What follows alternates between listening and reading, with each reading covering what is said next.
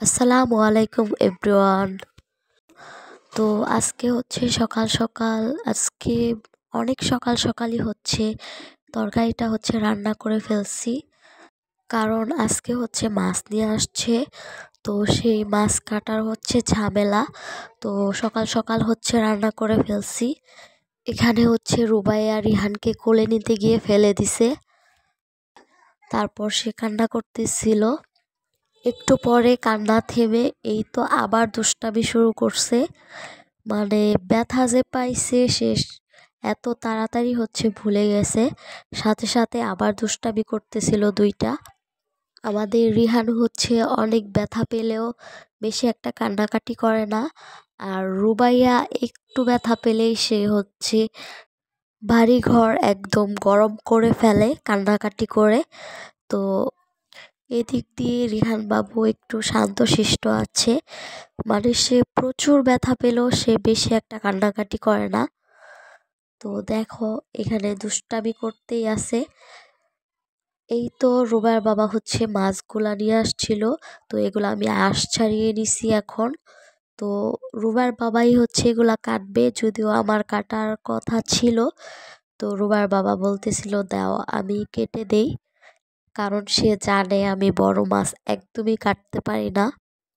আমার বলতেছিল তুমি শুধু আঁশগুলা ছাড়াই দাও, আমি তোমার কাইটা দিতেছি। তো বেচারা অনেক কষ্ট করে মাছগুলা কাটছে, মাছগুলা অনেক সুন্দর করেই কাটছে। আমার অনেক কষ্টই হচ্ছে কমাই দিছে সে নিজে কেটে কেটে। আমি এই মাছগুলা কাটতেই পারতাম না, কারণ আমি বড় মাছগুলো একদম কাটতে পারি না।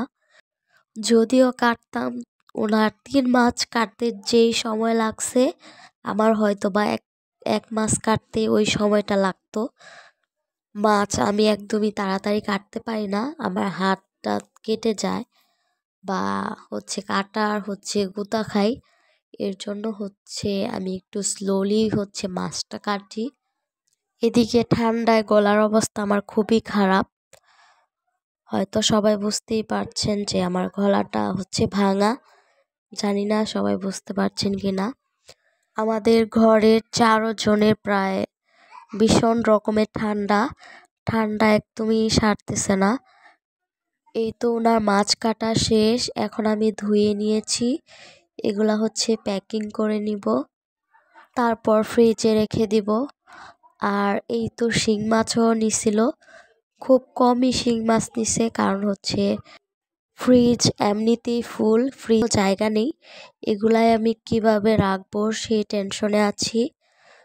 এই তো মাছগুলা হচ্ছে আমি কেটে নিছি, মাছগুলা প্রায় অনেকগুলাই হচ্ছে জ্যাতা ছিল, তো আমার হাত দিয়ে হচ্ছে কাটাও ঢুকে গেছে। আর শিং মাছের কাটার গুতা যারা খেয়েছেন তারা অবশ্যই বলতে পারবেন কি পরিমাণের ব্যথা। এদিকে হচ্ছে রিহান বাবু ঘুমে চাইতে পারতেছে না, তাও ঘুমায় না।